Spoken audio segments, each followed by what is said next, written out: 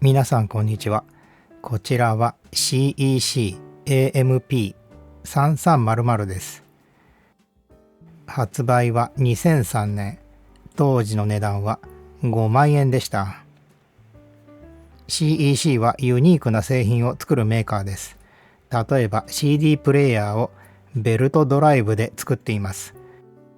このアンプも他のメーカーが絶対にやらないような考えで作られています。今回はこのアンプを詳しく見ていきます。このモデルの主なスペックは次の通りです。このアンプには CEC 独自の LEF 回路が搭載されています。LEF 回路というのは NFB ループなしで準永久動作を実現する仕組みです。しかもバイアス電流を自動的に調整するので、普通の永久のように無駄な電力を消費しません。ボリュームは IGM 方式を採用しています。通常はボリュームの中を信号が通りますが、これは抵抗値を読み取って別のところでゲインを調節する仕組みです。電子ボリュームのような動作をするようです。回路はフルバランスの構成で 60W の出力が出ます。NFB がないので歪みが大きいようです。実際の性能は測定で明らかにしていきます。これと類似のモデルに次があります。2台の中身はほとんど同じです。3300R はボリュームのつまみが涙型から丸型に変更されています。このアンプは中古でしたので状態を確認します。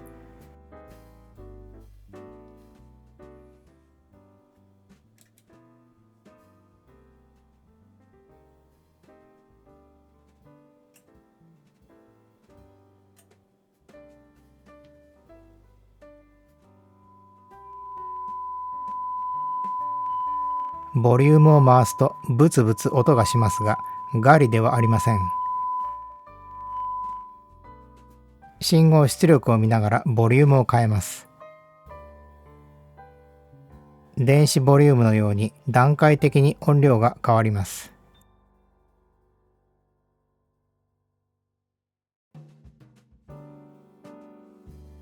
手早く上下させると遅れて追従します。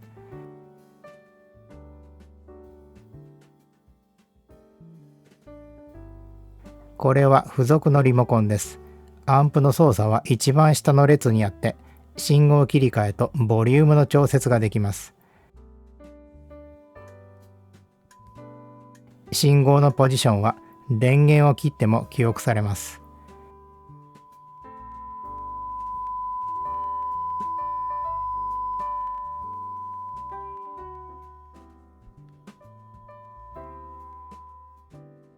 裏側を確認します。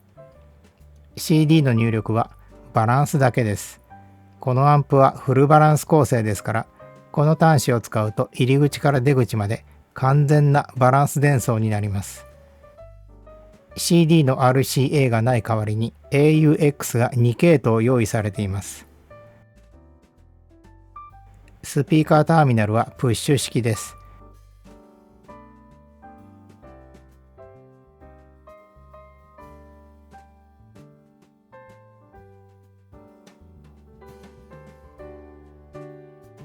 バナナに対応していますが、差し込みが緩いですね。プッシュ固定を使うといいでしょう。アイドリングの消費電力は 36W です。このアンプは永久動作ですが、LEF 回路の働きで AB 級並みの消費電力になっています。中身を見ていきます。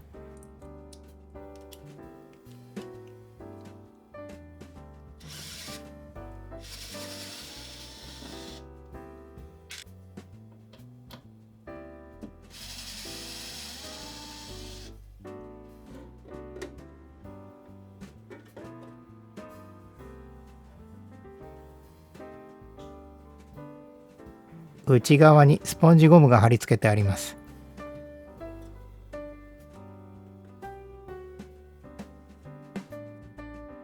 凄まじいこだわりを感じさせる中身です。これは整流回路です。たくさんのコンデンサを並列に接続しています。大型のブロックコンデンサに比べて電源のインピダンスを下げることができます。この基板はガラスエポキシでランドが金メッキされています。5万円クラスではありえない品質です。ボリュームの可変抵抗器です。4連タイプが使われています。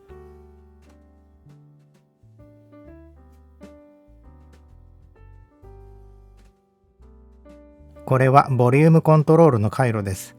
アナログボリュームのような感覚を実現するためにたくさんの段階を設けているようです。こちらは入力回路です。信号切り替えは接点の劣化が少ない密封式のリレーが使われています。抵抗は高精度の金属被膜です。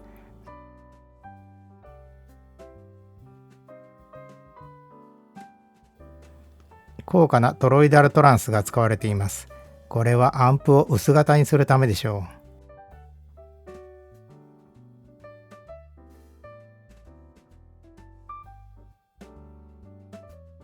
これは LEF 回路です。この中で永久動作のバイアス電流をコントロールしています。電源を入れると LED が点灯します。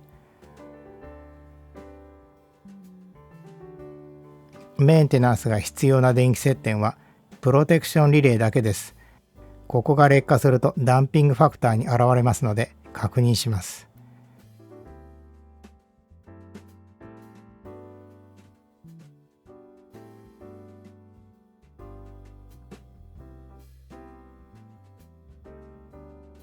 こちらはダンピングファクターの測定結果です。R チャンネルはだいたい80くらいあります。NFB がない割にいいですね。L チャンネルは10を切っています。明らかにおかしいので修理が必要です。次回はこのアンプの修理にトライします。